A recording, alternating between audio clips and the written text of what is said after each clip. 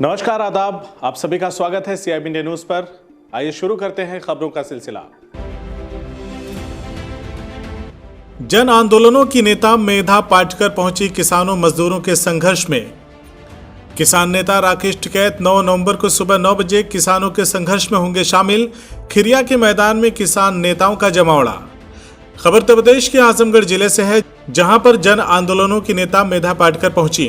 किसानों के संघर्ष में जमुआ की खिरिया की बाग, इलाहाबाद से अंबेडकर वाहिनी के डॉक्टर RP गौतम, बुलंदशहर से किसान नेता पूनम पंडित, लखनऊ से घंटाघर आंदोलन के नेता अजरा मोबिन, डॉक्टर संदीप पांडे, NAPM की राष्ट्रीय समन्वयक अरुंधति ध्रुव, गोरखपुर से भीम आर्मी के रविंद्र सिंह गौतम, हाईकोर्ट अधिवक्ता संतोष सिंह, बलिया से राघवेंद्र राम, मऊ से अरविंद मूर्ति आफाक धरने के समर्थन में पहुंचे। सभा को संबोधित करते हुए मेधा पाटकर ने कहा कि जो जमीन पीढ़ियों से हमारे पास है वह हमें अन्न की सुरक्षा के साथ जीवन जीने का अधिकार देती है।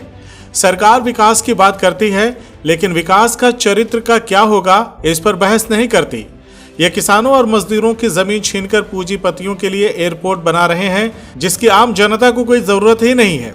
अगर ये वास्तविक विकास करना चाहते हैं तो किसानों के हर 5 किलोमीटर पर मंडी का निर्माण कराएं। मेधा पाटकर ने पंचायत में लोगों से पूछा कि क्या आप जमीन देना चाहते हैं। जनता ने हाथ उठाकर एक स्वर में कहा कि नहीं।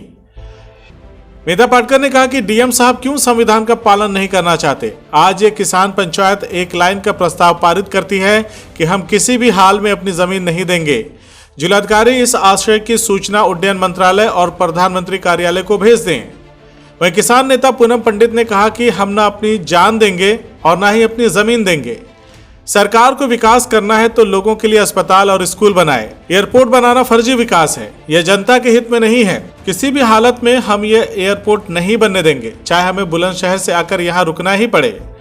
वहीं किसान नेता राजीव यादव ने बताया कि 9 नवंबर को 9 बजे किसान नेता राकेश टिकैत जमुआ की खिरिया की बाग में चल रहे धरने के समर्थन में आएंगे। धरने के 27वें दिन बड़े पैमाने पर गोरखपुर, फैजाबाद, वाराणसी, इलाहाबाद से किसान नेता पहुंचे। हम सब लोग यहाँ आजमगढ़ में इसलिए पधारे हैं क्योंकि विकास की गलत प्राथमिकता और गलत अवधारणा के तहत आज देश के खेतीहरों का, न केवल जमीन मालिक पर जिनमें किसान के साथ मजदूर है, दलित है, कहीं आदिवासी भी हैं, इन सब को विस्थापन की जो त्रासदी भुगतनी पड़ रही है वो यहाँ भी आज फिर से दर्शन दे रही है। और अगर एक एक जगह पर ऐसे पूर्वांचल में जहाँ एयरपोर्ट की ज़रूरत है कि मंडियों की ज़रूरत है, स्वास्थ्य केंद्रों की ज़रूरत है, शिक्षा केंद्रों की ज़रूरत है कि एयरपोर्ट की हवाई जहाज अड्डे की ज़रूरत है, ये सवाल हमारे मन में है। और ये मंजूरी एयरपोर्ट को 8 किलोमीटर तक लंबा चौड़ा करके अंतर्राष्ट्रीय बनाना, जबकि अंतर्राष्ट्रीय पूंजी तो इस देश की आत्मनिर्भरता ख़त्म कर रही है। लेकिन लखनऊ में अंतर्राष्ट्रीय एयरपोर्ट है, इलाहाबाद में है, कहीं कहीं है, और फिर भी यहाँ लोगों की ये हरी भरी खेती, ये अन्नदाताओं की जीविका का एकमात्र आधार, यहाँ के ये हरे भरे वेंटिलेटर्स के रूप में खड़े पूरे पेड़ पौधे और हरा आच्छादन और इनके आवास किसान मजदूरों के, इस सब को उजाड़ने के लिए किस प्रकार से साजिश चल रही है। जब हमको पहले मालूम पड़ा कोई वहाँ मध्य प्रदेश का श्रमिक अपना खेत और अपना घर जा रहा है इसलिए दौड़ के आने लगा, तब तो क्या देखा कि पुलिस बल के आधार पर धन बल के साथ जोड़कर ये आक्रमण कर रहे हैं।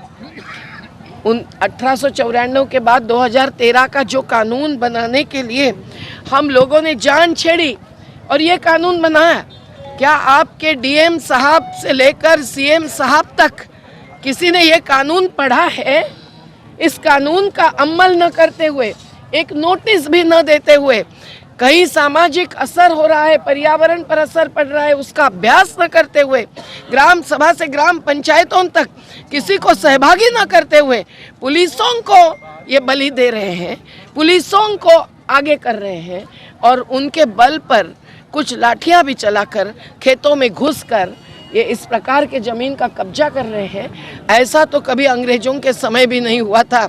वो भी 1894 का कानून तो इस्तेमाल करते थे, नोटिस देते थे, नोटिस पर धारा 5 के तहत आपत्ति की सुनवाई होती थी, फिर निर्णय होता था।